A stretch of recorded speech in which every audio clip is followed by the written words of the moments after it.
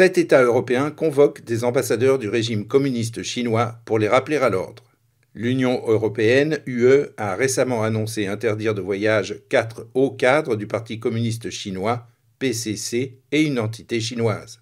Elle a aussi prononcé le gel de leurs avoirs, ce qui a provoqué une réaction immédiate du PCC.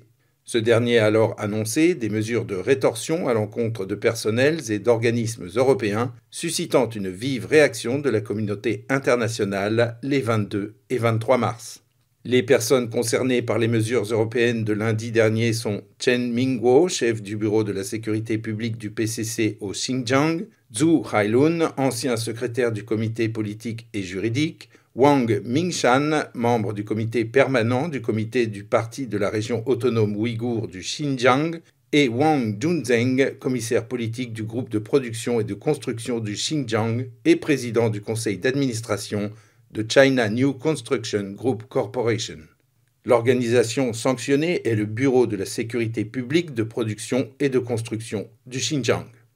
Le PCC a réagi en annonçant des sanctions à l'encontre de 10 membres de l'UE, parmi eux 5 parlementaires européens, dont Reinhard Bütikofer, et 4 organisations, incluant le comité politique et de sécurité du Conseil de l'UE, COPS.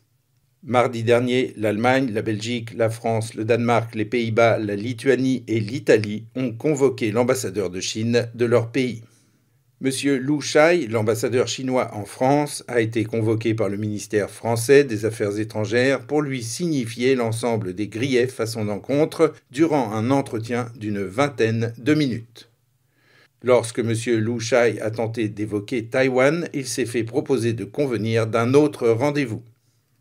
Selon un porte-parole du ministère néerlandais des Affaires étrangères, le gouvernement néerlandais a convoqué l'ambassadeur chinois pour protester contre des sanctions du PCC envers le parlementaire néerlandais Sjoerdsma.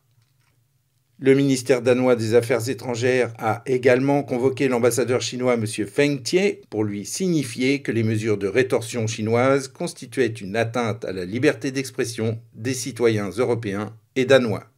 La Lituanie et la Suède ont également convoqué l'ambassadeur chinois. L'Italie a indiqué mardi dernier qu'elle emboîterait le pas aux pays de l'UE à cette fin.